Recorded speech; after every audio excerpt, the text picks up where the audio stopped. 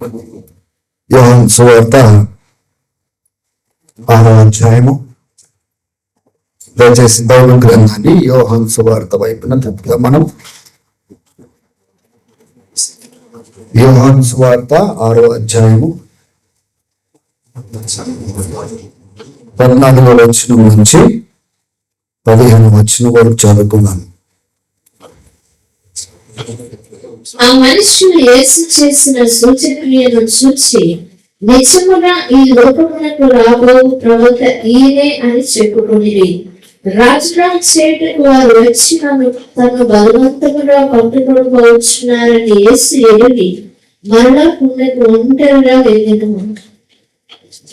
ఇంకా యేసు ప్రభు ఇది తెలిసిన కథనే గాని కొన్ని ప్రాముఖ్యమైన విషయాలు ఈరోజు మనము ధ్యానం చేద్దాం. ఈరోజు ధ్యానించే అంశం ఏంటంటే, మన జీవితాన్ని పాడు చేసుకుంటున్నామా కాదు, మన జీవితాన్ని ఎందుకు పాడు చేసుకుంటున్నాము అనే అంశాన్ని మనం ధ్యానించబోతున్నాం. ఎందుకు ఆధ్యాత్మికంగా మన జీవితాలు పాడైపోతా ఉన్నాయి, దాంట్లో కారణాలు ఏంటిది? ఆత్మీయంగా మనం క్షీణించబోవడానికి, ఆత్మీయంగా దర్శనం పోగొట్టుకోవడానికి ఎక్కడున్నామో అక్కడే ఉన్నాం కానీ ఏ మార్పులు రావట్లేదు. స్పిరిచువల్ గా చూసుకుంటే చాలా ఒకప్పుడు ఉన్న స్థితి నుంచి కూడా మనం చాలా కిందకి వెళ్ళిపోయే కారణాలు ఏముండొచ్చు. కాబట్టి ఆ విషయాన్ని మనము ఈ ఉదయకాల సమయంలో ధ్యానించడానికి ప్రయత్నము చేద్దాం. మీరు అనుకోవచ్చు, ఈ చదివిన వాక్య భాగంలో అంతగా ఏముంది చూద్దాం. ఇక్కడ 6వ అధ్యాయంలో ఒకవేళ మనం గమనించినట్లయితే యేసు ప్రభు వారు ఆ యొక్క రొట్టెలు విరిచి ఆ చేపలను పంచి 5,000 మందికి భోజనమును వాళ్ళకు వడ్డించిన తర్వాత వాళ్ళ స్పందన ఎలా ఉందో మనం చూద్దాం. ఆ యొక్క సూచన వాళ్ళు చూసిన తర్వాత ఎదుగుగా వాళ్ళు మాట్లాడుకున్నారు. రాబోయే ప్రవక్త బహుశా ఈయననే కావచ్చేమో, ఈ లోకంలో రాబోయే ప్రవక్త ఈయననే కావచ్చేమో అని వాళ్ళ హృదయాలలో వాళ్ళు తలంచే తలంపులను యేసు ప్రభు గ్రహించి, పర్సీవ్డ్, ఒక ట్రాన్స్లేషన్ లో ఏమనుంటుందంటే హీ పర్సీవ్డ్, ఇంకొక ట్రాన్స్లేషన్ లో knowing what they were thinking, వాళ్ళు ఏం ఆలోచిస్తున్నారో గ్రహించి, ఇంకో రకంగా చెప్పాలంటే వివేచించి, ఆత్మలో వివేచించి. ఏమేమి వివేచించినాడంట? ఇంకా కాస్త ఆలస్యం అయితే వీళ్ళ ఆలోచనలు ఎలాగున్నాయంటే, నన్ను బలవంతంగా వీళ్ళను నన్ను పట్టుకొని రాజుగా వీళ్ళు చేయబోతున్నారు. రాజుగా ఎన్నుకున్నారు, వాళ్ళకు వాళ్ళే ఇప్పుడు నన్ను రాజుగా ఎన్నుకున్నారు, రాజుగా చేయబోతున్నారు. ఆయన రాజా, నిజంగా రాజే. ఆయన ఏం స్థాపించడానికి వచ్చినాడు? రాజ్యాన్ని స్థాపించడానికి వచ్చినాడు. కానీ వీళ్ళు కోరుకునే ఎటువంటి రాజు అంటే పొలిటికల్ రాజు. అంటే రోమా యొక్క ఒత్తిడి కింద ఆ దినాలలో యూదయ గాని గలిలయ ప్రాంతం గాని రోమల యొక్క అధికారంలో ఉన్నది. కనుక వీళ్ళు ఏం చేయాలన్నా ఆ రోమిల యొక్క అధికారంలో ఉండే చెయ్యాలి. పన్నులు కట్టాలన్నా రోమిల చేతిలో వాళ్ళు చెప్పే పన్నులే వాళ్ళు కట్టాలి, ట్యాక్సెస్ కట్టాలి. కాబట్టి వాళ్ళ యొక్క ఆపరేషన్, మా దేశంలో వేరే దేశం వచ్చి పరిపాలించడం ఏంటిది, వాళ్ళ అధికారం చెల్లించడం ఏంటిది, వాళ్ళ గవర్నమెంట్ ఏంటిది. కాబట్టి వీళ్ళందరూ ఏం కోరుకున్నవారంటే ఆ యొక్క విడుదల కోరుకున్నవారు. మమ్మల్ని ఈ యొక్క ఆపరేషన్ నుంచి విడిపించే వాళ్ళు ఎవరు?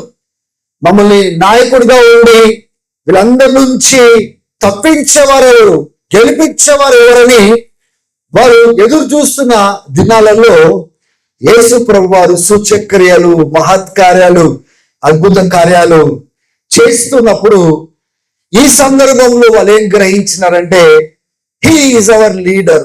మాకు వేరే లీడర్ కాదు. Jesus is the right leader to deliver us. మమ్మల్ని విడిపించడానికి, మమ్మల్ని విమోచించడానికి క్రీస్తే రాజుగా ఉండడానికి హక్కుదారుడు అని వాళ్ళ మనసులలో వాళ్ళు తలంచిన వెంటనే యేసు ప్రభు దాన్ని వివేచించి, వీళ్ళు కాసేపు అయితే ఇంకా బలవంతంగా నన్ను ఏం చేయబోతారు, రాజుగా నియమించబోతున్నారని గ్రహించి తను ఏం చేసినాడంటే, శిష్యులను వెళ్ళిపోండి, మీరు అందరికి వెళ్ళిపోండి, బెత్సైదా ప్రాంతంలోనికి అటువైపున మీరు వెళ్ళిపోండి అని క్రౌడ్ ని కూడా చెదరగొట్టేసి పంపించేసి అనేం చేసినాడంటే ఏకాంతంగా కొండ ప్రాంతంలోనికి వెళ్ళిపోయినట్లుగా చూస్తా ఉన్నాం. ఆమేన్.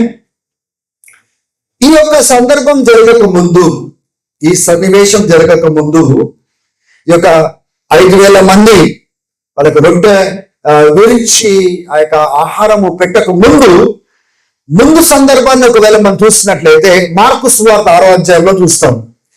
మార్కు సువార్త 6వ అధ్యాయంలో బాప్తిజం ఇచ్చి యోహాను, గమనించండి, బాప్తిజం ఇచ్చి యోహాన్ని ఆ యొక్క మొండము నరకబడిన తర్వాత, ఆయన చంపబడిన తర్వాత తన యొక్క శిష్యులు వచ్చి ఆయన యొక్క శరీరమును తీసుకొని వెళ్ళి అని 29వ వచనంలో ఉంటుంది. ఆ బాప్తిజం ఇచ్చి యోహాను గురించి మనకు తెలుసు కదా. ఆ స్టోరీ నేను రిపీట్ చేయను. ఆ యొక్క నాట్యము చేసిన తర్వాత తను కోరుకుందనమాట. ఏమని కోరుకుంది? నాకు బాప్తిజం ఇచ్చి యోహాను తల కావాలి అని కోరుకున్నప్పుడు ఆయన దాన్ని అడ్డగించలేకపోయినాడు. శాస్త్రి నన్ను విడుదల చేసినారు. బాప్తిజం ఇచ్చి యోహాను తలను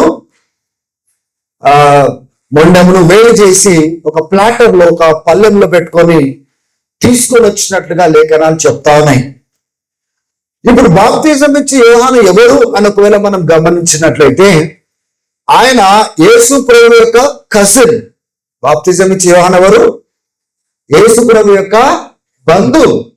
ఎలా అంటే ఎలిజబెత్ కూడా యొక్క మరియా గర్భం దాల్చినప్పుడు ఎలిజబెత్ ని కలవడానికి వెళ్ళినట్లుగా లేఖనాలు చెప్తా ఉన్నాయి. వాళ్ళు బంధువులు కాబట్టి ఎవరైనా కానీ ఒక బంధువు చనిపోతే, తనతో పాటు పెరిగిన వాడు చనిపోతే బాధ డెఫినెట్ గా కలుగుతుంది కదా. అదే సందర్భంలో ఈ యోహాను చంపబడిన సందర్భంలోనే ఈ ఇద్దరిద్దరుగా యేసు ప్రభు శిష్యులను పంపించినాడు. ఎక్కడికి పంపించినాడు? వెళ్ళండి, టౌన్లకు వెళ్ళండి, ప్రాంతాలకు వెళ్ళి దేవుని రాజ్యం సమీపంగా ఉందని ప్రకటించమన్నాడు. రోగులను బాగు చేయమని చెప్పినాడు. కరెక్ట్ ఈ వార్త వచ్చిన సందర్భంలోనే ఈ శిష్యులు కూడా వాళ్ళు మినిస్ట్రీ ముగించుకొని యేసు ప్రభువుని కలవడానికి వస్తారు. అయితే ఒకవైపునేమో బాధాకరమైన సందేశము. మీరు చూడండి 6వ అధ్యాయము 29వ వచనంలో చూడండి, అక్కడ 9, 29, 30 చదవండి ఒకసారి. యోహాను శిష్యులు ఈ సంగతి విని వచ్చి శవమును ఎత్తుకొని పోయి సమాధిలో ఉంచిరి. అంతటా అపోస్తలులు యేసు వద్దకు కూడి వచ్చి తాము చేసినవన్నీ బోధించినవన్నీ ఆయనకు తెలియచేసిరి. 2 సందర్భాలు చూస్తా ఉన్నాం.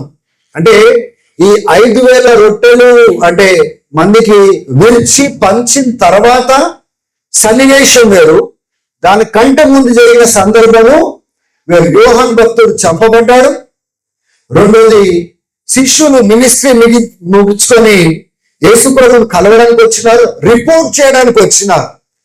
ఆమె దాని తర్వాత 5,000 మందికి భోజనం పెట్టినారు. దాని తర్వాత ఈ ప్రజలు ఈయనని రాజుగా చేయాలని అనుకున్నారు. అదే సందర్భంలో యేసు ప్రభు వారు రెండింటిని హ్యాండిల్ చేయాలి. ఒకటి ఏంటంటే యోహాను చనిపోయినాడు, ఆ బాధను దిగమింగిపోవాలి, దేవుని స్తోత్రం కలుగును గాక. ఇంకొక వైపున శిష్యులను దేవుడు ఎన్నుకున్నాడు ఆయన పరిచర్య చేయడానికి. వెళ్ళేసి వాళ్ళు ఇద్దరిద్దరుగా పరిచర్యలకు వెళ్ళి తిరిగి వచ్చినారు. వచ్చి ఎలా దేవుడు వాళ్ళని వాడుకున్నాడో, ఏది వాళ్ళు బోధించినారో, ఏ పనులు చేసినారో క్రీస్తుకు ఆయన వాళ్ళు పంచినట్లుగా మనం చూస్తాం. ఒకవైపునేమో బాధ, ఇంకొక వైపున సంతోషం. గమనించండి, ఒక వైపునేమో బాధ, ఇంకొక వైపున సంతోషము. అప్పుడు ఏమంటాడంటే, నిర్మానుష్యమైన ప్రాంతంలోకి వెళ్ళిపోదాం మనం అందరం కలిసి, కాసేపు మనము అక్కడ గడుపుదాం. అక్కడ డెజర్టెడ్ ప్లేస్ అంటే అక్కడ ఎవరు ఉండడానికి ఇష్టపడరు, ఎవరు రావడానికి ఇష్టపడరు, ఎవరు బస చేయడానికి ఇష్టపడరు. అటువంటి ప్రాంతంలోకి వెళ్ళిపోదామని చెప్పేసి క్రీస్తు వాళ్ళని తీసుకొని వెళ్ళినట్లుగా మనము చూస్తా ఉన్నాం.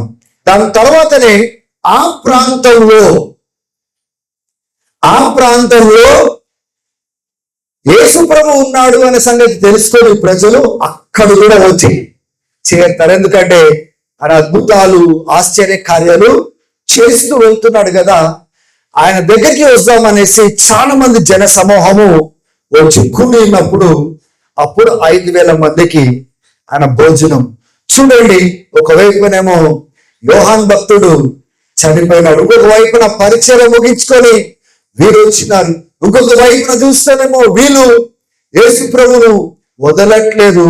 అయినప్పటికీ క్రీస్తు వాళ్ళ పైన జాలి కలిగి ఆ యొక్క ఆహారము వాళ్ళకు పంచి పెట్టినట్లుగా మనం చూస్తున్నాము, భోజనం పెట్టినట్లుగా చూస్తున్నాము, అద్భుతము చేసినట్లుగా చూస్తున్నాం.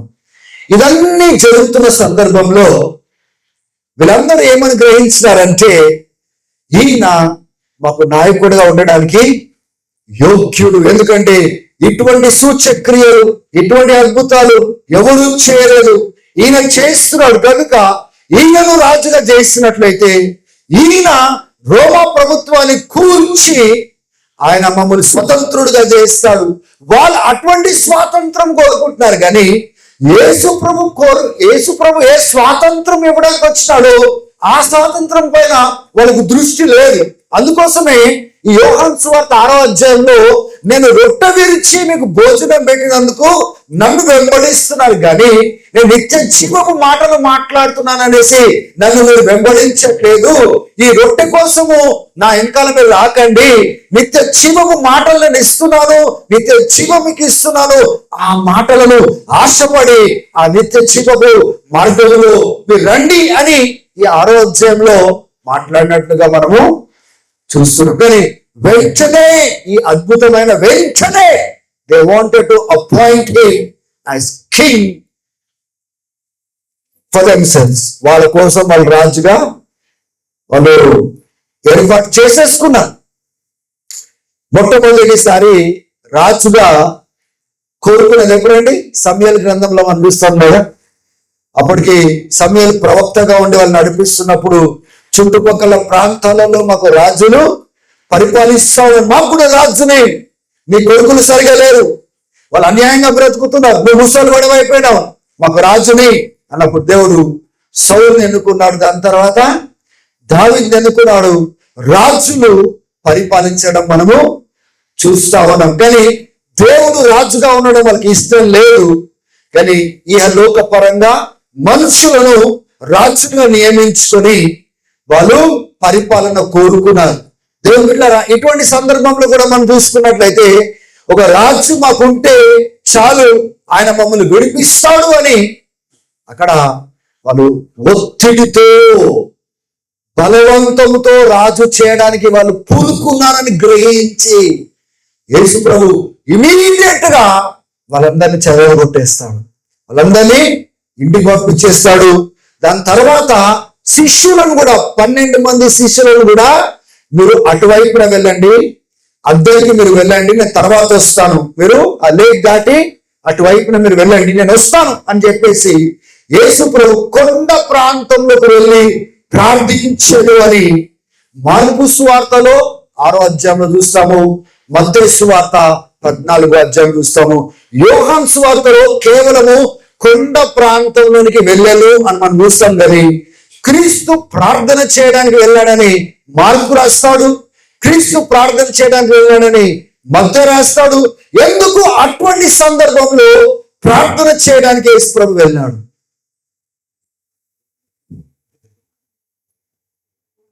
ఎటువంటి సందర్భం అండి? అని బలిమితో, యు ఆర్ అవర్ లీడర్, నువ్వు మా నాయకుడివి. ఎవరు ఆయనకు చెప్పవలసిన అవసరం లేదు. ఆయన శరీరధారిగా, అద్వితీయ దేవుడు శరీరధారిగా మనుషులను నడిపించడానికే వచ్చినాడు. కానీ దేవుని బిడ్డలారా, ఆయన ఈ రకంగా వాళ్ళు కోరినట్లుగా నడవడానికైనా రాలేదు. ఎప్పుడైతే ప్రజలు ఇన్ని అద్భుతాలు చూసినప్పటికీ అసలు ఆయన ఎందుకు వచ్చినాడు, ఏం చేయడానికి వచ్చినాడు, ఏం చేయడానికి వచ్చినాడో కూడా గ్రహించలేని స్థాయిలో ఉన్నప్పుడు, అసలు ఆయన ఏం కోరుకోవట్లేదో అది చేయడానికి ఒత్తిడితో వచ్చినప్పుడు యేసు ప్రభు వెంటనే వాళ్ళని పంపించేస్తున్నాడు. అక్కడ ఇంకా ఉంచలేదు, వాళ్ళని ఎవరిని కూడా అక్కడ ఉంచలేదు. పంపించేసినట్లుగా లేఖనాలు 12 మందిని కూడా పంపించేస్తాడు.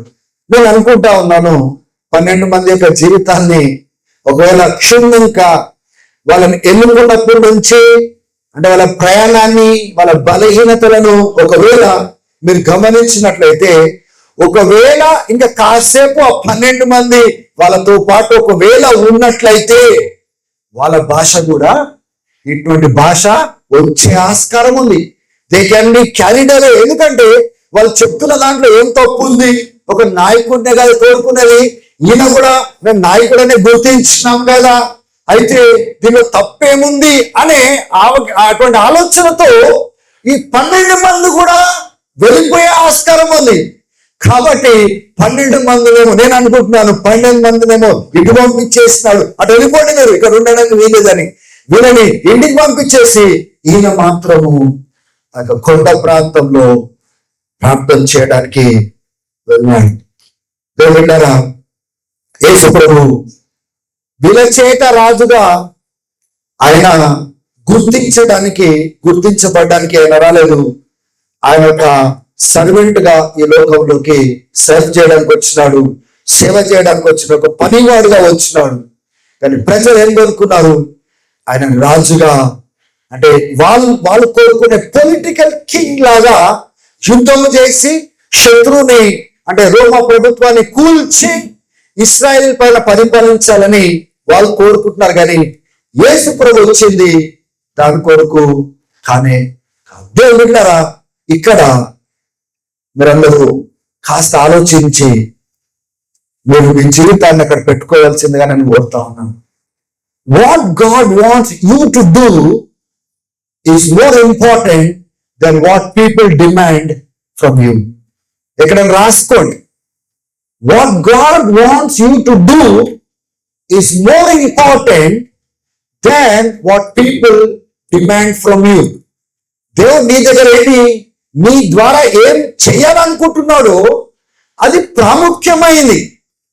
ప్రజలు నీ పైన ఏం డిమాండ్ చేస్తున్నారో దానికంటే దేవుడు నీ ద్వారా ఏం చేయాలనుకుంటున్నాడో అది చాలా ప్రాముఖ్యమైంది.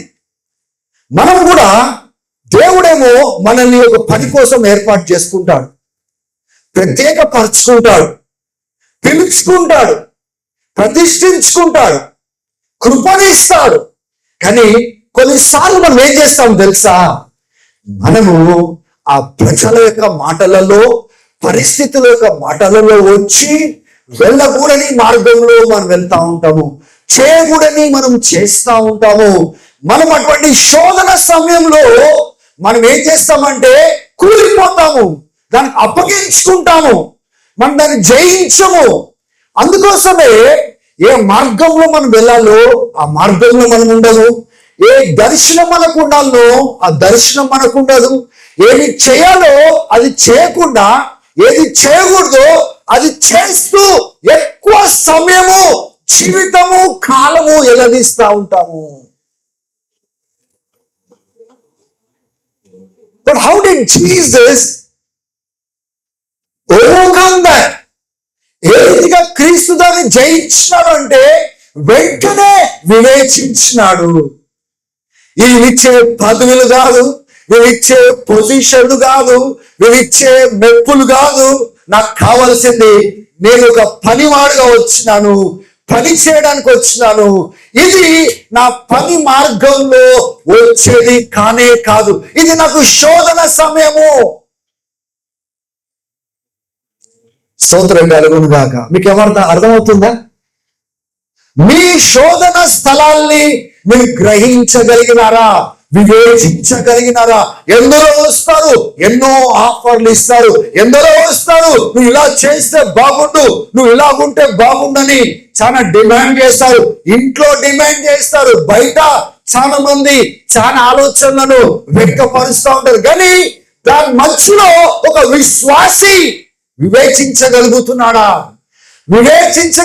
Can he discern?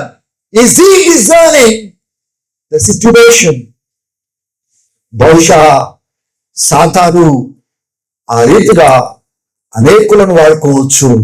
అనేక పరిస్థితులు తెచ్చి మన పైన ఒకలాంటి వాతావరణం క్రియేట్ చేయొచ్చు.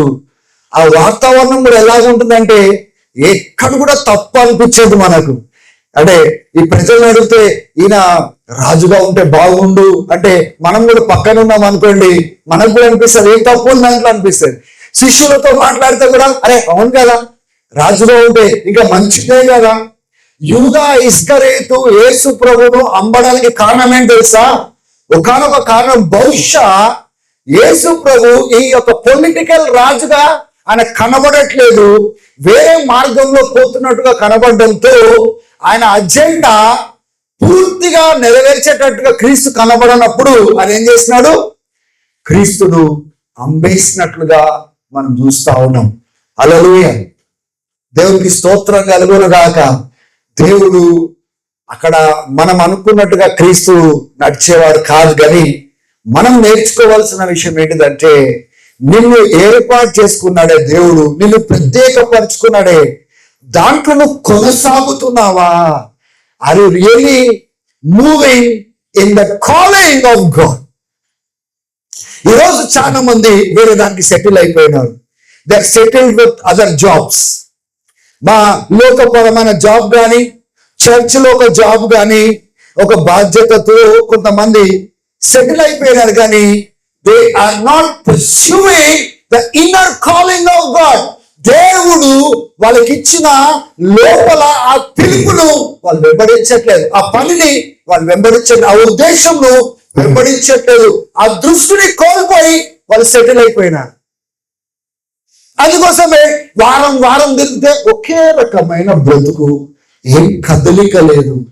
చూస్తే ఏమైనా తప్పు చేస్తున్నట్టుగా కనబడతారా? ఏం తప్పు కనబడదు. అరే ఈ బ్రదర్ చేసేది మంచిగానే ఉంది కదా, ఆ సిస్టర్ చేసేది మంచిగానే ఉంది కదా, ఏం తప్పు ఉంది? చర్చిలో ఈ పని చేస్తా ఉన్నారు, ఆ పని చేస్తా ఉన్నారు, దాంట్లో ఏం తప్పు లేదు కదా. చర్చిలో ఈ పొజిషన్ ఉంది, ఆ పొజిషన్ ఉంది, ఏం తప్పు లేదు కదా. దాంట్లో ఏం తప్పు మనకు కనిపించదు. ఎప్పటి వరకు తప్పు కనిపించదండి? లోపల అంతరంగంలో వెళ్ళి పరిశీలించుకొని పరీక్షించుకొని, దేవుడు నన్ను పిలిచిన పిలుపు ఏంటిది? దేవుడు నన్ను ప్రత్యేకపరిచింది ఏంటిది? దేవుడు నన్ను ఎందుకు వేరు చేసుకున్నాడు? నా ద్వారా ఏం చేయాలనుకుంటున్నాడు? ఆ పని నేను చేస్తున్నానా? Am I doing that work? That is more important than your titles. That is more important than your positions, than all what people can offer you. People can offer you many things. But Jesus was not distracted by that. యేసు ప్రభు దాన్ని బట్టి ఆయన పడిపోలేదు. ఆ శోధనకు తాను అప్పగించుకోలేదు. ఎలా అప్పగించుకోలేదండి? What did Jesus do? యేసు ప్రభు ఏం చేస్తున్నాడు చెప్పండి? ఎప్పుడైతే ఏ మార్గంలో మీకు శోధన వస్తుందో ఆ స్థలంలో మీరు ఉండకూడదు. వాళ్ళు ఉండకూడదు, లేకపోతే నువ్వన్నా ఉండకూడదు. సోదరుని చెప్పండి ఒకసారి. Remember the place of temptation. ఆ యొక్క శోధన స్థలంలో దేని మూలంగా అయితే శోధన వస్తుందో అదన్నా ఉండకూడదు. అది అక్కడ నిలుచొని ఉంటే నేనన్నా అక్కడ ఉండకూడదు. యేసుప్రభు ఏం చేసినాడు తెలుసా? వాళ్ళందరినీ పంపించేసినాడు. వీళ్ళ ఇంటెన్షన్ సరిగా లేదు, వీళ్ళ ఆలోచన విధానం సరిగా లేదు. నేను ఏం చేయడానికి వచ్చాను, వీరేం కోరుకుంటున్నారు, రెండు అనుసంధానము కావట్లేదు అని చెప్పేసి ఆయన ఏం చేసినాడు? వీళ్ళని నిలగొట్టేసినాడు. పంపించేసినాడు, శిష్యులను కూడా పంపించేసినాడు. బహుశా వీళ్ళు కూడా అటువంటి ఆలోచన పడిపోతారేమో అనే ఆలోచన వచ్చి ఉంటుంది. వీళ్ళని కూడా పంపించేసి ఆయన కొండ దగ్గరికి వెళ్ళి ఆయన ప్రార్థన చేస్తా ఉన్నాడు. దేవుడారా, this is what is lacking in today's Christianity. You know why they are so distracted? చేయకూడని ఎందుకు చేస్తున్నారు తెలుసా? ఉండకూడని స్థలంలో వాళ్ళు ఎందుకు ఉంటున్నారు తెలుసా? వాళ్ళు పొందుకోవాలి అవసరత లేని టైటిల్స్, పొజిషన్స్ పొందుకొని దాని మీద వాళ్ళ దృష్టి ఎందుకు పెడుతున్నారు తెలుసా? వాళ్ళు వివేచించి, క్రీస్తు వలె వివేచించి దేవుని పాదాల దగ్గరికి వెళ్ళి ప్రార్థనలో వాళ్ళు గడపట్లేదు. Because that is a place where God will give you strength to do what he has called to do. అయ్యో, నేను ఉండవలసిన చోట్ల నేను చేయవలసింది నేను చేస్తలేను, ఇగో ఇది నేను వెళ్ళవలసిన మార్గం కాదు, ఇది నా దర్శనం, దేవుడి దర్శనమే కాదని వాటి నుంచి దూరమై యేసయ్య పాదాల దగ్గరికి, దేవుని పాదాల దగ్గరికి వెళ్ళి ప్రార్థించే వరకు అది చేయడానికి సామర్థ్యము, శక్తి మనకు దొరకదు. That is the reason why we have become weak after weak. బలహీనంగా అవడానికి కారణము అదే.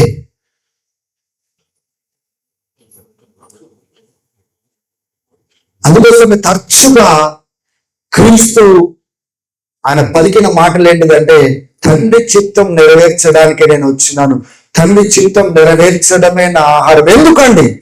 ఆయన పొజిషన్ పైన ఆయన దృష్టి పెట్టట్లేదు, తను గొప్ప మాట్లాడుకోవడానికి ఆయన రాలేదు.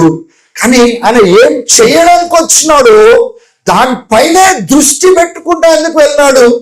ఈ దినాలలో క్రైస్తవులు వాళ్ళని ఎందుకు ఏర్పాటు చేసుకున్నాడు? దానిపైన దృష్టి లేదు, కానీ దేనిపైన దృష్టి రాకూడదు దాన్ని కోరుకుంటా ఉన్నారు, దాని వైపున వెళ్తా ఉన్నారు. They are so displaced, so much distracted these days. ఈ దినాలలో మనం గమనించినట్లయితే డిస్ప్లేస్డ్ అంటే ఉండకూడని స్థలంలో వాళ్ళు ఉన్నారు, డిస్ట్రాక్టెడ్ అంటే వాళ్ళు దృష్టి కోల్పోయి చెదిరిపోయిన స్థితిలో వాళ్ళు ఉన్నారు, కన్ఫ్యూజ్డ్ గా వాళ్ళు ఉన్నారు. కానీ ఒక్కటి మాత్రం జరగట్లేదు. Why? God laid hold of them, they are not perceiving it at all. ఒకసారి వెనుకకు తిరిగి చూస్తే ఎన్ని సంవత్సరాల క్రితము, ఎన్ని నెలల క్రితము దేవుడు వాళ్ళకి అప్పచెప్పింది వదిలేసినారో వాళ్ళు పరీక్షించుకోవాల్సిన అవసరత ఉంది. When was it that you are perceiving the call of God? అంటే మన ఉద్యోగాలు వదిలి నేను చేయమని చెప్పట్లేదు. నేనేమంటున్నానంటే, ఉద్యోగం ఉన్నా లోకపరంగా లేకపోయినా దేవుడు నిన్ను ఏర్పాటు చేసుకున్న ఏర్పాటుకు తగ్గట్టుగా నీ యొక్క జీవితాన్ని నువ్వు అప్పగించుకొని బ్రతుకుతున్నావు అని అడుగుతున్నావు. లేని ఎడల నువ్వు ఎలా దేవుని మహిమపరచగలుగుతావు? లేని ఎడల నువ్వు దేవుడి ఉద్దేశం ఎలా నెరవేర్చగలుగుతావు? లేని ఎడల దేవుడి రాజ్యపు పనిలో నీ పాత్ర ఏంటిది? అంటే దేవుడు కేవలం నీ అవసరత కోసమేనా, లేక నీవు దేవుడి కోసం ఏర్పాటు చేయబడ్డావు గనుక దేవుని పనిలో నువ్వు వాడబడాలనే ఆలోచన ఏమైనా మనం కలిగి ఉన్నామా? What is the point of having so many things around me? ఈ దినాలలో ఒకవేళ చూసుకున్నట్లయితే డబ్బు ఏమైనా తక్కువైందా, పదవి ఏమైనా తక్కువైందా, లేకపోతే మంచి ఉద్యోగం లేదా, అన్నీ ఉన్నాయి. కానీ ఒకటి మాత్రం కొదువైతే ఉంది. ఏంటంటే క్రీస్తు మనల్ని ఎందుకు ఏర్పాటు చేసుకున్నాడో దాన్ని అప్పగించుకోకుండా ఇవన్నీ కలిగి ఉన్నాం. హల్లెలూయా, దేవునికి స్తోత్రం కలుగుతుంది. ఒకసారి ఆలోచన చేయండి. యేసయ్య ఒకవేళ ఈ పొరపాటు చేసినాడు అనుకుందాం, వాళ్ళు అనుకున్నట్టుగానే రాజు పొలిటికల్ గా రాజు అయినాడు అనుకోండి, అయిపోయింది. తండ్రి తనని ఎందుకు పంపించినాడో అక్కడికి ఆగిపోతుంది. అవునా కదా? కానీ క్రీస్తు దేవుడు అయినప్పటికీ సంపూర్ణంగా మానవుడిగా బ్రతికినందుకు మానవుడుగా ఆయన దేవుని ఆత్మతో నింపబడి, పరిశుద్ధాత్మతో నింపబడి వివేచించినాడు. He was filled with the Holy Spirit. ఆ పరిశుద్ధాత్మలో ఆయన వివేచించగలిగినాడు. ఇది దేవుని చిత్తము కాదు, ఈ ఆలోచన దేవుని నుంచి పుట్టింది కాదు. ఈ మార్గము నా కోసం ఏర్పాటు చేసిన మార్గం కాదని వివేచించిన వెంటనే దాని నుంచి వేరు చేసుకొని, దేవుళ్ళారా చెప్పండి, వేరు చేసుకొని అని చెప్పండి ఒకసారి. There are so many people sitting here. మీరు వేరు చేయవలసినవి చాలా ఉన్నాయి మీ బ్రతుకుల్లో. మీరు వేరు చేసే వరకు,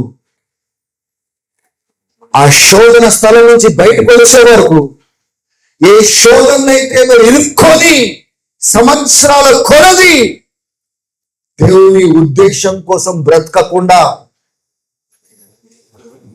లోకం ఏదైతే మీకు ఆఫర్ చేస్తుందో అది పొందుకొని, మనుషులు ఏం ఆఫర్ చేస్తుండ్రో పొందుకొని, పరిస్థితులు మీకు ఏం ఆఫర్ చేస్తుందో పొందుకొని, దాంట్లోనే బ్రతుకుతూ కొనసాగుతాం. దాంట్లోనే బ్రతుకుతూ, ఎంతమందికి అర్థమవుతుంది నాకు తెలియదు కానీ, దాంట్లోనే బ్రతుకుతూ ఆచారపరంగా పోతున్నాం. కానీ దేవుడు పిలిచిన పిలుపు, దేవుడు నీ ద్వారా ఏం చేయాలనుకున్నాడు, దేవుడు నీ ద్వారా ఏం నెరవేర్చాలనుకున్నాడు, దేవుడు నేను ఎందుకు ప్రతిష్ఠించుకున్నాడు, దేవుడు తన రాజ్యంలో నేను ఎలా నిలబెట్టుకోవాలనుకున్నాడు, అది చాలా ప్రాముఖ్యమైనది. Hallelujah. Today it's a message for all of us. అదేంటి తెలుసా? What the world is offering to us, ఈ లోకం మనకేమిస్తుందో, ఆఫర్ చేస్తుందో, మనుషులు మనకేమిస్తున్నారో, పరిస్థితులు మనకేం ఆఫర్ చేస్తుందో, more important than that is what God is offering you. దేవుడు నీకేమైతే ఆఫర్ చేస్తున్నాడో అది నీ జీవితంలో చాలా ప్రాముఖ్యమైన, అది నువ్వు అనుభవించాలి. ఇవి కావండి. ఈరోజు ఒక రోజు రాబోతా ఉన్నాయి, అవన్నీ నాశనం అయిపోతాయి. కానీ నీ క్రియలు నీ వెంట వస్తాయి. నువ్వు దేవుడి దగ్గర నిలబడినప్పుడు నువ్వేం పొందుకున్నావు, నీ పొజిషన్ ఏంటిది, నీ దగ్గర ఏమేమి ఉన్నాయి అవి అడగాడు. ఒకటే అడుగుతాడు, నా ఆలోచన నువ్వు నెరవేర్చినవా, నా ఉద్దేశము భూమిపై నెరవేర్చిన, నా చిత్తాన్ని నెరవేర్చి నాకు మహిమ తెచ్చినవా, నా కోరికను ఈ భూమిపైన నువ్వు నెరవేర్చినవా అని అడుగుతాడు దేవుడు. దేవుడికి స్తోత్రం కలుగును గాక. హల్లెలూయా, హల్లెలూయా. ఏ రీతిగా క్రీస్తు అటువంటి పరిస్థితిని జయించినాడు చెప్పండి. మొట్టమొదటిగా ఏ మనుషుల ద్వారా శోధన వచ్చిందో ఆ మనుషులను ఫస్ట్ పంపించేసినాడు. పంపించక ముందు ఆయన ఏం చేసినాడు? వివేచించినాడు. ఈ దినాలలో మనం అడగవలసిన గొప్ప కృప దేవుని దగ్గర ఏంటంటే ఆ వివేచన జ్ఞానము నాకు దయచే ప్రభు అని అడగాల. చెప్పండి అందరూ ఏం అడగాల? అది లేనంత కాలము మీకు ఏది కనబడితే అది చేస్తారు, ఏది తోస్తే అది చేస్తారు, ఏది మంచిగా ఉంటే మంచిగా అనిపిస్తే అది మనం చేస్తా బ్రతుకుతా ఉంటాం మనము. కానీ వివేచన కలిగినప్పుడు మనం ఏం చేస్తాం తెలుసా? ఆగి అడుగుతాం.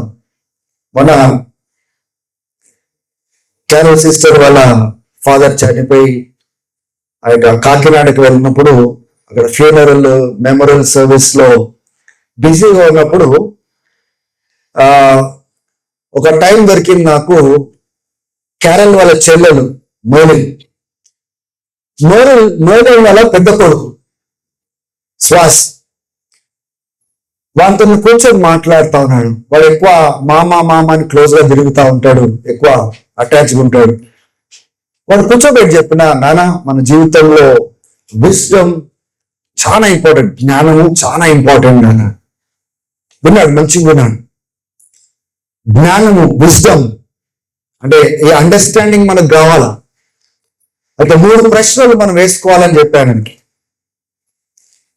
అదే 3 ప్రశ్నలు అంటే, is it the right thing? ఇది సరి అయిందా?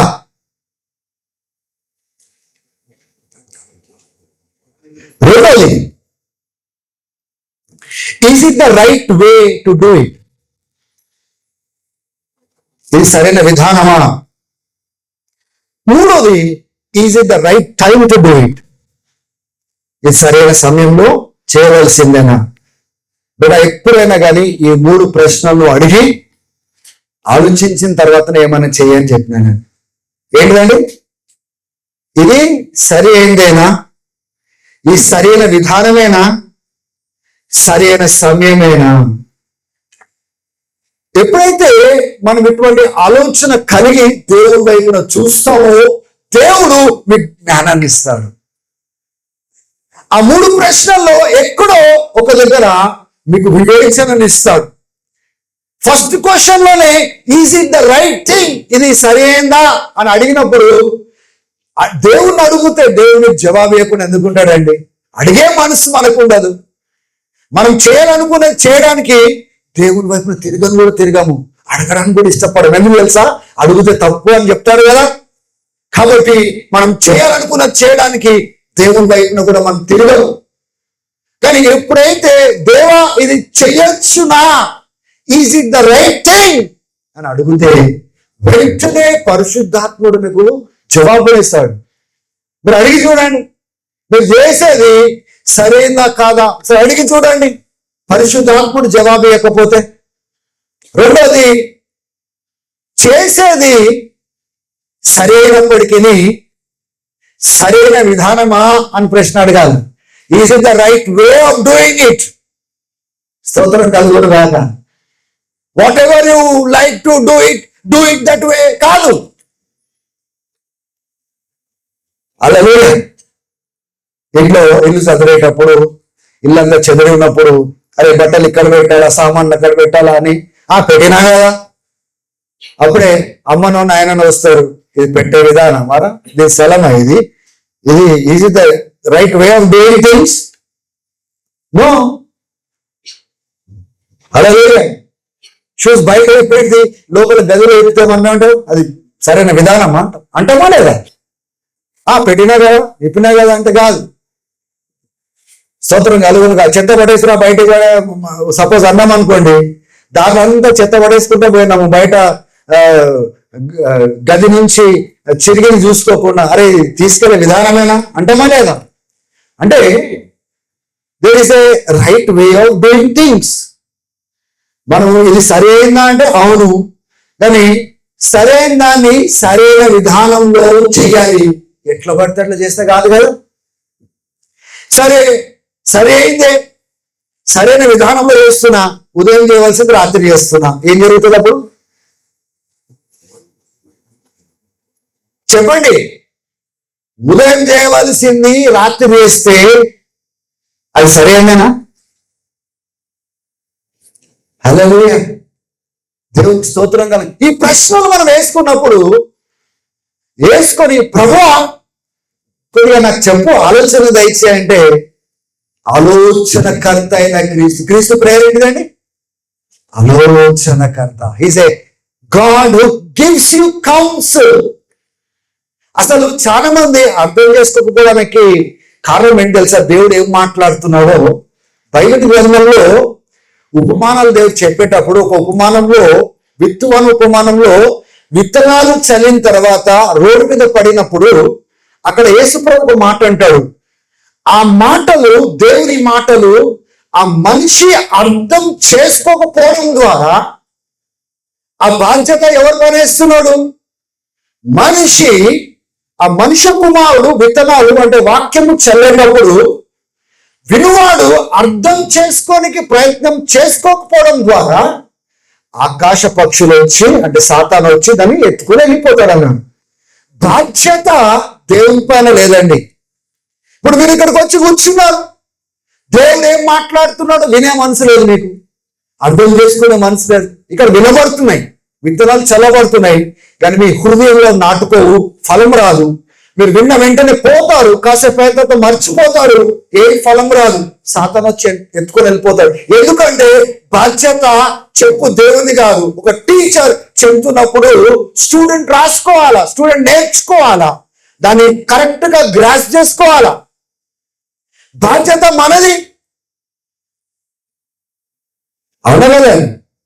అదే రీతిగా దేవుణ్ణి మనము జ్ఞానం కోసం అడిగినప్పుడు, ఆలోచన చేస్తున్నప్పుడు అప్పుడు దేవుడి మీతో మాట్లాడతావు. అప్పుడు దాకా దేవుడి మీతో మాట్లాడు. వినబడుతుంటాయి అన్ని సందేశాలు వినబడుతుంటాయి, రెఫరెన్సులు వినబడుతుంటాయి, ఇక్కడ ప్రీచ్ చేసే మెసేజ్ శబ్దం వినబడుతుంటది. కానీ నువ్వు అర్థం చేసుకునే తత్వంతో ప్రభువా నాతో నీ మాట్లాడు, నాకు అర్థం చేయించు, అప్పుడు నువ్వు దేవుని స్వరాన్ని వినగలుగుతావు. దేవుడు ఏం మాట్లాడడానికి ప్రయత్నం చేస్తున్నాడు అప్పుడు నీకు అర్థమవుతుంది. కేవలము ఆచారంగా వచ్చి కూర్చొని పోతున్నప్పుడు కాదు, మీకేం అర్థం కాదు. రెఫరెన్స్లు ఇస్తారేమో, సందేశం టాపిక్ గురించి చెప్తారేమో, కానీ అవి మీ హృదయంలో ఎప్పుడు నాటుకోవు. ఎప్పటి వరకు తెలుసా? నువ్వు కూర్చొని నాకు అర్థం చెప్పు ప్రభువా. యేసు ప్రభు శిష్యులకు బోధ చేసినాడు. బోధ చేసినప్పుడు వాళ్ళకి అర్థం కాలేదు. తర్వాత ఇంటికి వెళ్ళిన తర్వాత గదిలో కూర్చున్నప్పుడు వాళ్ళు ఏమడిగినారు? అయ్యా నువ్వు చెప్పినావు కానీ మాకు.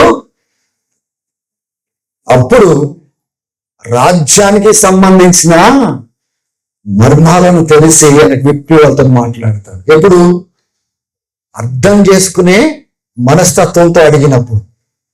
దేవుడా నీవు నేను కూడా పరిస్థితులలో నాకు అర్థం చెప్పించు ప్రభువా అని ఆగి మీ దేవుని వైపున చూచి మీ ఆలోచన కలిగి వినడానికి సిద్ధమైన మనసు మీరు కలగండి.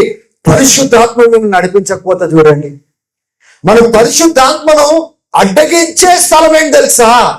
పరిస్థితులలో ఆయన వైపున చూడము, పరిస్థితులలో ఆయనతో మాట్లాడము, పరిస్థితులలో ఆయనతో సంభాషించి ఎదురు చూడము, ఏది కరెక్ట్ అనిపిస్తే చేసుకొని వెళ్ళిపోతా ఉంటాము. ఆయన ఉన్నప్పటికీ ఆయన సలహా మనం తీసుకోము.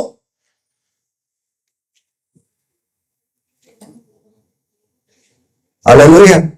ఎంతమందికి అర్థమవుతుంది? ఒకసారి చేతులు ఎత్తుతారా?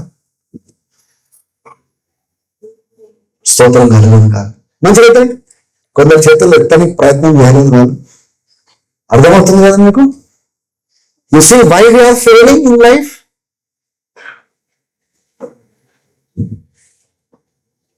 అది గ్రహించలేకపోతున్నాం. ఇది ఎక్కడి నుంచి వచ్చింది? అసలు దేవుడి మూలంగా వచ్చిందా ఇది? లేకపోతే సాతాను నన్ను పడవేయడానికి మంచిగా కనిపించేవే తెచ్చి నన్ను ఆకట్టుకుంటున్నాడా? నన్ను రా రా నా వెనకాల రా. అందుకోసము ఒకప్పుడు సువార్త ప్రకటించు ఇట్లా వేగంగా ప్రకటించే, అడుగడుగున ప్రకటించే, బస్సులలో ప్రకటించే, నిల్చున్నప్పుడు ప్రకటించే వాళ్ళు ఈ దినం ప్రకటిస్తలేరు. ఏదో చెప్పండి. ఆ పిలుపుల వాళ్ళు నిలిచి లేరు. ఇంకా వాళ్ళు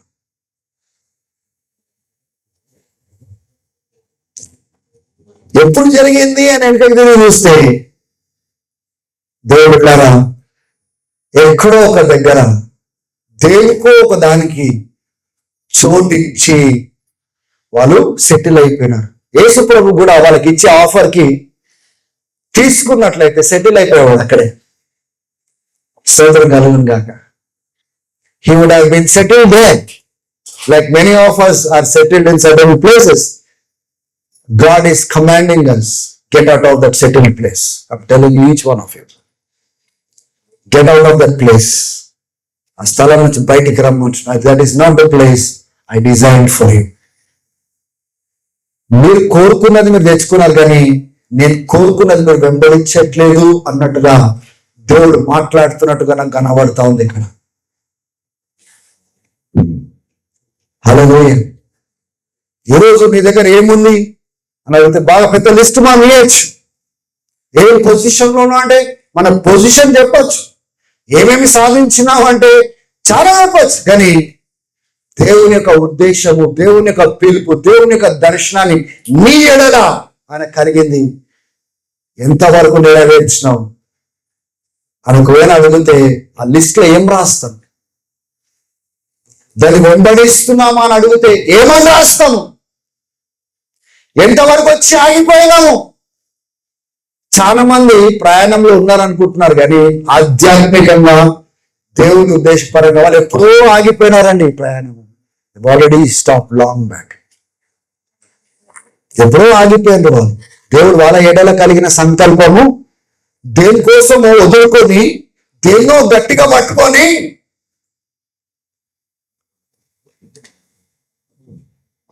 వదులుకున్నారు చాలా కాలంగా. కానీ they will be still seen in the church. దీంట్లో దాంట్లో బిజీగా మనకు కనబడతా ఉంటారు, రెగ్యులర్గా ఉంటారు, చర్చ్కి ఉంటారు వాళ్ళు. But they are not in the calling of God. దేవుని యొక్క పిలుపులో లేదు, దేవుని ఉద్దేశంలో అసలుకి లేనే లేదు వాళ్ళు. టుడే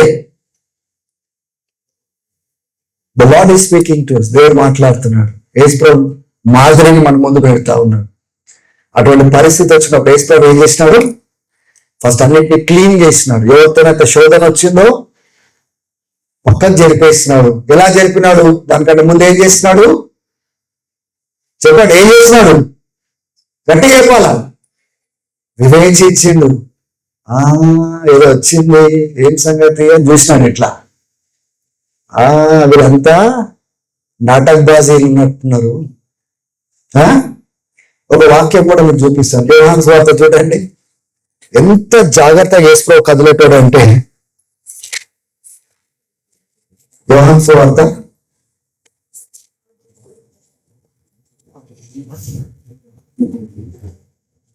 ఎవరైనా మార్కు సువార్త కంటే ముందు ఎదుగుతున్నా యోహాను సువార్తని? అలాగే ఇంకా భయంకరం ఎప్పుడంటే కొత్త నిబంధనలు కాదు, పాత నిబంధనలు ఎదుగుతుంటారు కొంతమందికి. యోహాను సువార్త ఎక్కడ ఉందండి? Praise the Lord. ఆ రకంగా ఎదుగుతే మనం ఎక్కడ ఉంటామంటే దేవుని ఉద్దేశంలో.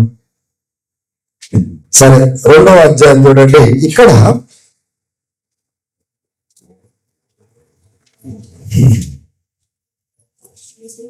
రెండో అధ్యాయంలో కానాను విందులో ఏం చేసినాడు? వాటర్ని వైనుగా మార్చివేశాడు. పాట వాడతాం కదా చిన్నపిల్లలు, వాటర్ని. దాని తర్వాత 13వ వచనం నుంచి చూసినట్లయితే యేసుప్రభు టెంపుల్ లోపలికి ఎంటర్ అయ్యి టెంపుల్ ని క్లీన్ చేస్తాడు.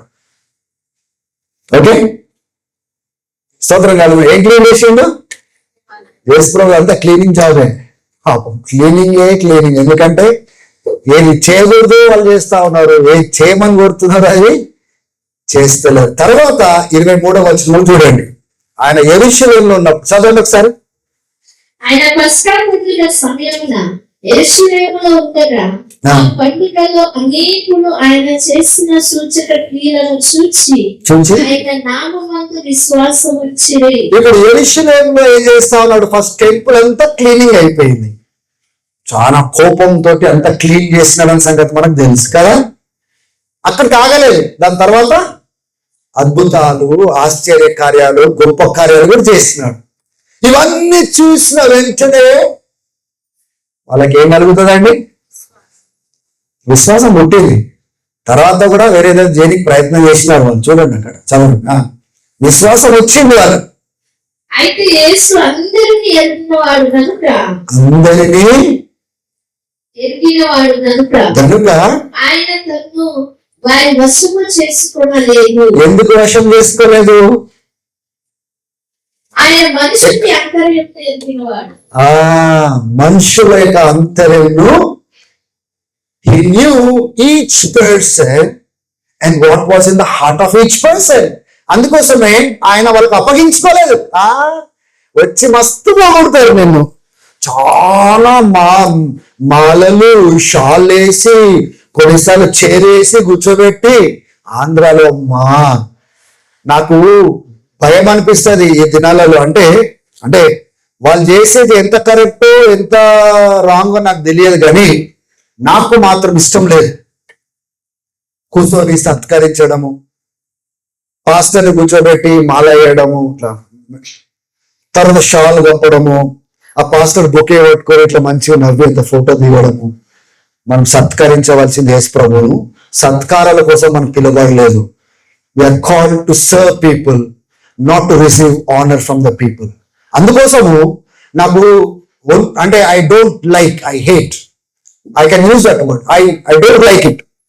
వేరే వాళ్ళకి ఇష్టమేమో అట్లా సత్కరించబడము, గుర్తింపు పొందుకోవడము. ప్రజలు అట్లా అని చప్పట్లు కొడతా ఉంటే మా పాస్టర్ గారు ఇట్లా చప్పట్లు కొట్టగా వాళ్ళతో నిలబడి, కొంతమంది వాళ్ళకి ఇష్టమేమో, నాకు ఇష్టం లేదు. ఎందుకు తెలుసా? That is not what అపోజల్స్ did in their ministry. ఆది సంఘము వాళ్ళు అట్లా గదలేదు, అపోస్తులు అట్లా గదలేదు, యేసు ప్రభు జీవితం అట్లా కనబడదు మనం. It's all about serving the people. వాళ్ళకి కలిగిన సంతోషం ఎప్పుడంటే వీళ్ళని సత్కరించినప్పుడు, మాలలేసినప్పుడు, షాలు కప్పినప్పుడు కాదు. ఎప్పుడైనా మీరు ఏమైనా అటువంటి కథలు పడ్డారనుకోండి, చేయడానికి ప్రయత్నం చేసిన ముందే చెప్పేసిన నేను, చేయకండి అటువంటి పనులు. ఓకే, నెక్స్ట్ టైం అటువంటి పరిస్థితి మీకు తెలుసు. అయినా కానీ కూడా ఎవరైనా కొత్త వాళ్ళు ఏమైనా తెలియక పొరపాటు చేయొచ్చేమో. What I'm trying to tell you is we are called to serve. మనం పిలువబడింది పని చేయడానికి, ఆయనను గనపరచడానికి, ఆయనను మహిమపరచడానికి, ఒకరోజు ఆయన చేతిలో అభినందన పొందుకోవడానికి.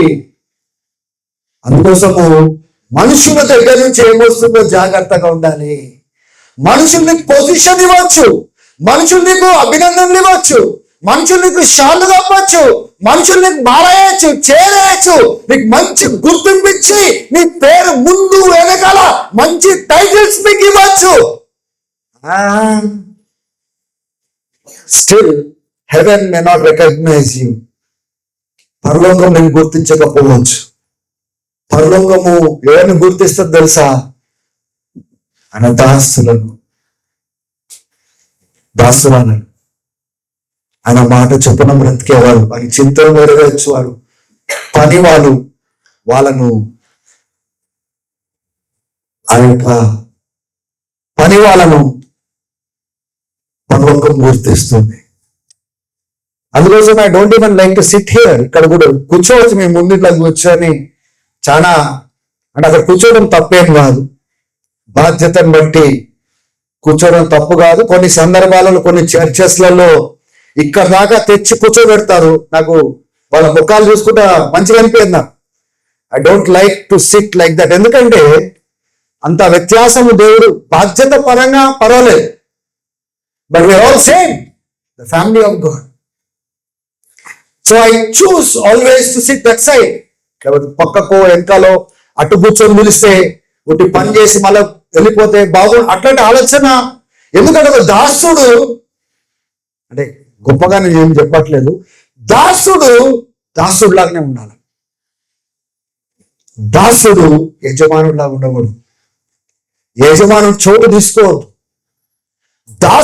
దాసుడులాగా ఉండి పనిచేసి యజమానుడి ఇంట్లో మహిమ తీసుకురావాలి, క్షేమం తీసుకురావాలి, ఆశీర్వాదం తీసుకురావాలి. హల్లెలూయా, దేవుని మహిమ కలుగునుగా. చాలా విషయాలు ఈ ఉదయకాల సమయంలో దేవుడు మనతో మాట్లాడుతున్నాడు. ఆమె దేని పైన దృష్టి పెట్టాలంటే దాసుడు ఆయన ఎందుకు ఏర్పాటు చేసుకున్నాడు. హల్లెలూయా. అంటే ఈయనైనా దాసుడు బైబిల్ ప్రకారము, మీ దాసులు కాదా? చెప్పండి, ఈయన ఒక్కడే పనివాడా? మీరు పనివారు కాదా బైబిల్ ప్రకారము? కాదా? మీరు పనివారు అయితే ఒకసారి చేతులు ఎత్తండి మీరు. హల్లెలూయా. అంటే మీ ముందు ఎలా బ్రతుకుతున్నట్లు బ్రతకాలి కదా మరి మీరు కూడా. హల్లెలూయా. పదవులు కాదు, పొజిషన్లు కాదు, అభినందనలు కాదు. దేవుడు బిడ్డారా, యథార్థంగా తగ్గించుకొని దేవుడు నేను ఎందుకు ప్రత్యేకపరుచుకున్నాడో ఆ పిలుపు పైన మీరు దృష్టిని పెట్టాలి. అది ఎప్పుడు సాధ్యమవుతుందంటే ఎక్కడ ఉండకూడదో అక్కడ మీరు ఉంటే సాధ్యం కాదు. ఏ శోధనలో అయితే మీరు ఉండి పడిపోయినారో ఆ స్థలం నుంచి మనం బయటికి రావాలి, దాన్ని తొలగించాలి, పారదోలాలి, వివేచించి పారదోలాలి, దేవుని పాదాల దగ్గరికి వెళ్ళాలి. అప్పుడు దేవుడు మీతోని మాట్లాడతాడు. హల్లెలూయా. ఒకసారి యేసుప్రభు వారు తను దినమంతా పరిచర్య చేసిన ఏం చేసినాడు యేసుప్రభు? దినమంతా పరిచర్య చేసినాడు. ఫుల్ రివైవల్, ప్రజలు రెస్పాన్స్ చాలా. కానీ పెందల కాడ లేచి ఆయన ఏం చేసినాడంట? బైబిల్ ఏం చెప్తుంది? స్తోత్రం కలుగునుగా. ప్రార్థనకు వెళ్ళాడు. ప్రార్థనకు వెళ్ళిన తర్వాత శిష్యులు వెతుక్కుంటూ వస్తారు. ఏసయ్య ఎక్కడున్నావు, ఎక్కడున్నావు? ఇక్కడున్నావా? ఓకే ఓకే, నీకోసం అందరూ యేసుప్రభు ఏమంటాడు తెలుసా? మనం పక్కన వెళ్దాం పదండి అంటాడు. ఎందుకంటే నేను వచ్చిన పని అది చేయడానికి వచ్చిన. అది ఎక్కడ గ్రహించినారు చెప్పండి? ఎక్కడ గ్రహించినారు అది?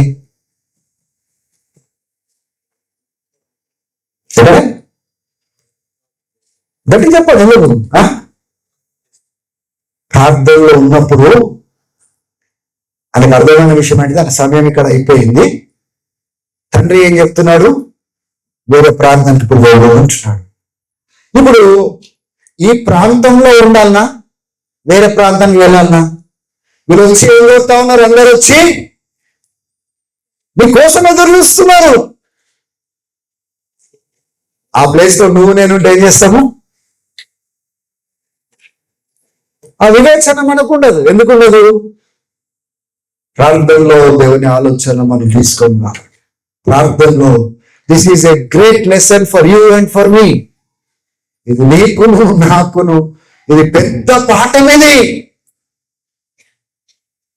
యేసయ్య అరే ఇంత రివైవల్ జరుగుతుంది, ఇంతమంది స్వస్థత పొందుతున్నారు, దినమంతా పని చేసినావు, నెక్స్ట్ డేకి ఇంకా క్రౌడ్ పెరిగింది, సంఖ్య పెరిగింది, ఎదురు చూస్తున్నారు అనగానే యేసుప్రభు అంటాడు పక్కన గ్రామానికి వెళ్దాం పద అంట. ఎవడన్నా వదిలిపెట్టి పోతాడు అట్లా? అలాగే ఇంత రెస్పాన్సా? అయితే ఇంకా 2-4 రోజులు ఉండిపోతా అంటాం మనం కదా. యేసుప్రభు because he was focused on what Father has called him to do. ఆయన ఎందుకు పంపబడ్డాడో, ఏం చేయడానికి వచ్చినాడో దానిపైన ఆయన దృష్టి పెట్టినాడు. చుట్టుపక్కల వాళ్ళు ఎంత ఒత్తిడి చేసినా, చుట్టుపక్కల వాళ్ళు ఎంత మంచి ఆలోచన చెప్పినా, చుట్టుపక్కల వారు ఎంత శోధన పట్టుకొచ్చినా, యేసు ప్రభు ఏదైతే చేయడానికి వచ్చినాడో అదే చేస్తూ పోయినాడు. ఎందుకు తెలుసా? Secret was prayer.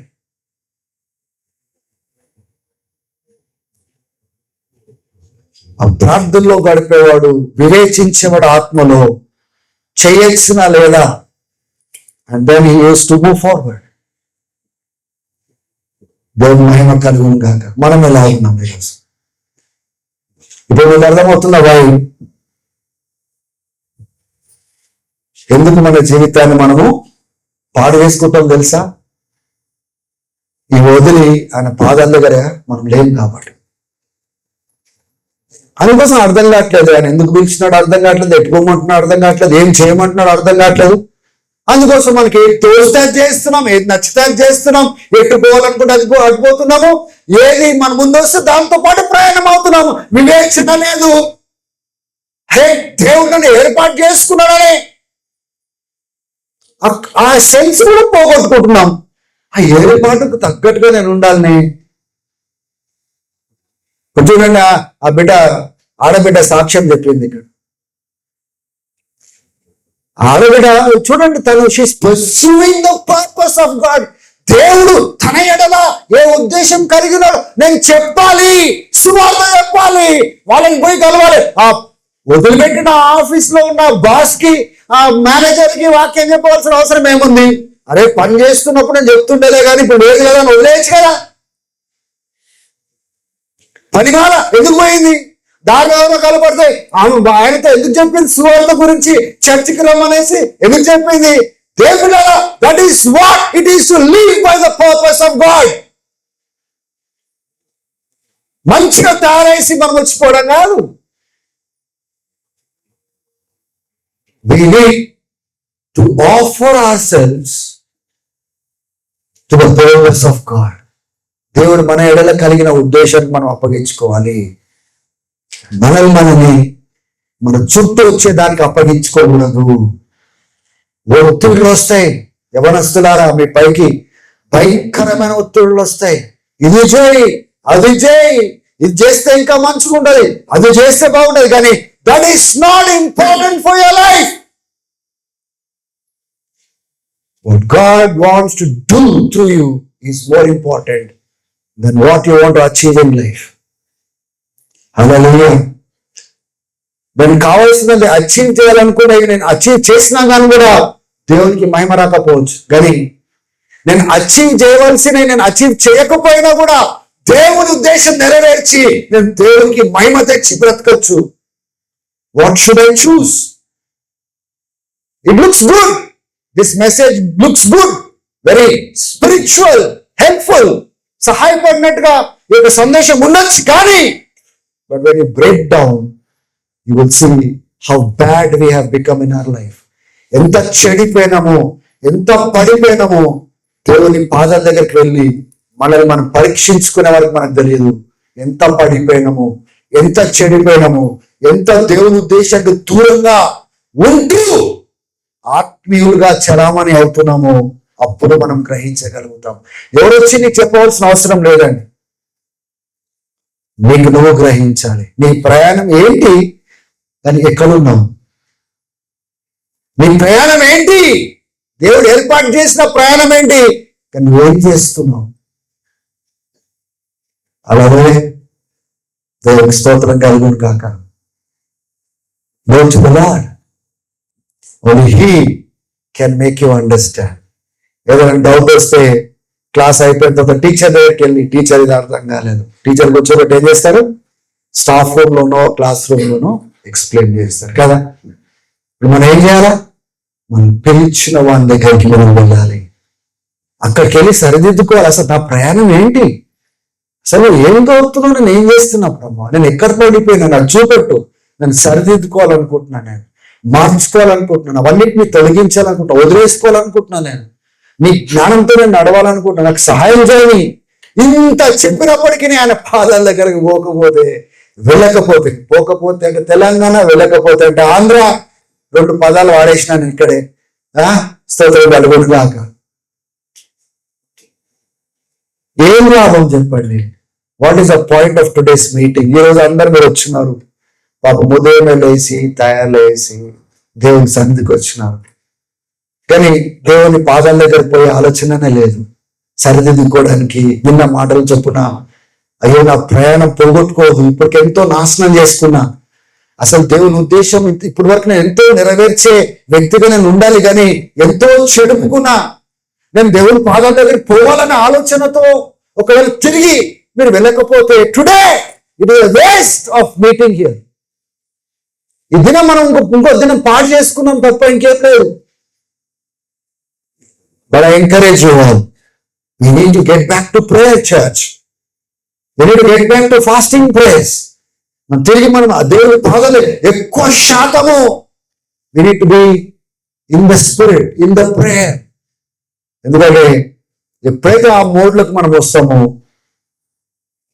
దేవుడు ఏదైతే చేయాలనుకుంటాడో మీ ద్వారా జరిగించడానికి అప్పుడు ఏ అడ్డంకులు ఉండవు. nobody can stop him. God will use you. దేవుడు వాడుకుంటాడు. But get back to your roots. Hallelujah. Leave this positions వదిలేయండి, టైటిల్స్ వదిలేయండి, మీ బాధ్యతలు అన్ని పక్కన పెట్టి focus on the purpose of God. నీకు ఎందుకు దేవుడు నేను ఏర్పాటు చేయాలి, అది నీ ద్వారా నెరవేర్చబడుతుందా? నువ్వు నెరవేర్చడానికి ఘనత తెస్తున్నావా? ఒకరోజు యోహాను సువార్త 17వ అధ్యాయంలో క్రీస్తు చెప్పినట్టుగా, తండ్రి నువ్వు నాతో ఏం చెప్పినావో, ఏం చేయమన్నావో అవన్నీ చేసి నీకు మహిమ తీసుకొని వచ్చిన తండ్రి, నాకు ముందు నా మహిమ నాకు ఇచ్చేవా అని అడుగుతున్నాడు. అవన్నీ వదులుకొని వచ్చినా కదా నేను. I finished it, I've done it, I finished it. దేవుని ద్వారా మన పరుగు అలా ఉండాలి. నేను ముగించిన ప్రభువా, దేవునికి స్తోత్రం కలుగునుగా. వేరే లేకపోయినా పర్వాలేదు దేవుని ద్వారా, వేరే మనం పొందుకోకపోయినా పర్వాలేదు. ఆయన పని మనకు అప్పచెప్పినవి మన ద్వారా అది మనం ముగించేవారుగా మనం ఉండాలి. తల వంచండి, ప్రార్థన చేసుకున్నాం.